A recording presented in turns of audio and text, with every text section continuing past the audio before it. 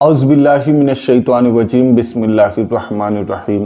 السلام علیکم دوستو، اللہ کے رسول صلی اللہ تعالیٰ علیہ وسلم نے ارشاد فرمایا، الصلاۃ نور، یعنی نماز نور ہے۔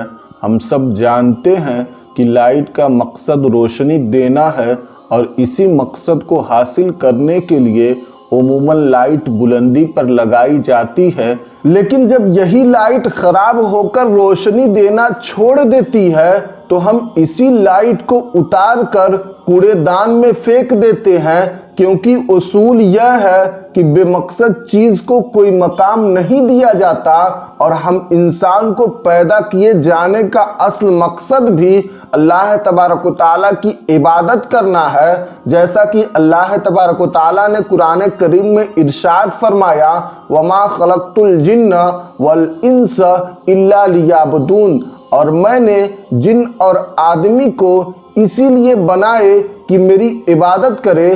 اللہ تبارک و تعالیٰ کا ارشاد کہ میں نے جنوں اور انسانوں کو صرف دنیا طلب کرنے اور اس طلب میں منہمک ہونے کے لیے پیدا نہیں فرمایا، بلکہ انہیں اس لیے بنایا ہے تاکہ وہ میری عبادت کرے اور انہیں میری معرفت حاصل ہو۔ اس آیت کریمہ سے معلوم ہوا کہ انسانوں اور جنوں کو بیکار پیدا نہیں کیا گیا، بلکہ ان کی پیدائش کا اصل مقصد یہ ہے کہ وہ اللہ تبارک و تعالیٰ کی عبادت کریں، اور عبادات میں نماز کو بہت زیادہ اہمیت حاصل ہے۔ اللہ کے پیارے نبی حضرت ابراہیم علیہ السلام نے تو اپنے لیے اور اپنی اولاد کے لیے نماز کے بارے میں دعا بھی کی، جس کا تذکرہ قرآن پاک میں یوں ہے، اے میرے رب مجھے نماز قائم کرنے والا رکھ، اور میری اولاد کو اے ہمارے رب اور ہماری دعا سن لے۔ حقوق اللہ میں نماز کی اہمیت اس قدر زیادہ ہے کہ روز قیامت تمام حقوق اللہ میں سب سے پہلے اسی کے متعلق سوال کیا جائے گا، جیسا کہ حدیث پاک میں ہے کہ اللہ کے حبیب صلی اللہ تعالیٰ علیہ وسلم نے ارشاد فرمایا، کل قیامت کے دن بندے سے سب سے پہلے اس کی نماز کے بارے میں سوال ہوگا۔ اس حدیث پاک کے تحت حضرت علامہ عبدالرؤف مناوی رحمۃ اللہ تعالیٰ علیہ فرماتے ہیں کہ بے شک نماز ایمان کی علامت اور اصل عبادت ہے، اور حدیث پاک میں سرکار دو عالم صلی اللہ تعالیٰ علیہ وسلم نے نماز کو نور قرار دیا ہے۔ اس کی وجاہت کچھ اس طریقے سے ہے، پہلا یہ کہ جیسے روشنی گڑھوں میں گرنے سے بچاتی ہے، ایسے ہی نماز بے حیائی اور اس جیسے کئی گناہوں کے گڑھوں میں گرنے سے بچاتی ہے۔ دوسرا، قیامت کے دن نمازی کے لیے اجر و ثواب نور بن کر ظاہر ہوگا۔ اور تیسرا، نور نماز دنیا اور آخرت میں نمازی کے چہرے سے ظاہر ہوگا۔ چوتھا، نماز مسلمان کے دل کی اور چہرے کی اور قبر کی اور قیامت کی روشنی ہے۔ اس تفصیل سے واضح ہوتا ہے کہ نماز کی اہمیت کتنی زیادہ ہے۔ حضور اکرم صلی اللہ تعالیٰ علیہ وسلم نے اس کی وضاحت بھی فرما دی ہے کہ کیسے نور نماز ملے گا اور کیسے نہیں ملے گا۔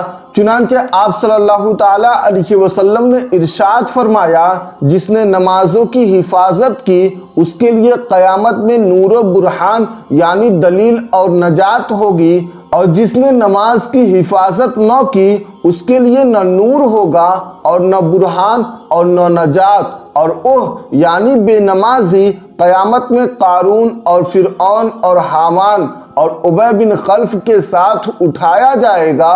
اور ایک موقع پر آپ صلی اللہ تعالیٰ علیہ وسلم نے ارشاد فرمایا، ان لوگوں کو قیامت کے دن کامل نور کی بشارت ہوگی جو اندھیروں میں پیدل چل کر مسجدوں کو جاتے ہیں۔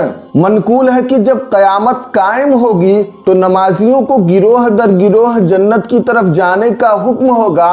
جب پہلا گروہ جنت میں داخلے کے لیے جائے گا تو ان کے چہرے ستاروں کی طرح چمکتے اور دمکتے ہوں گے۔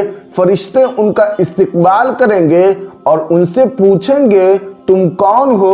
وہ کہیں گے ہم امت محمدیہ صلی اللہ تعالیٰ علیہ وسلم کے نمازی ہیں۔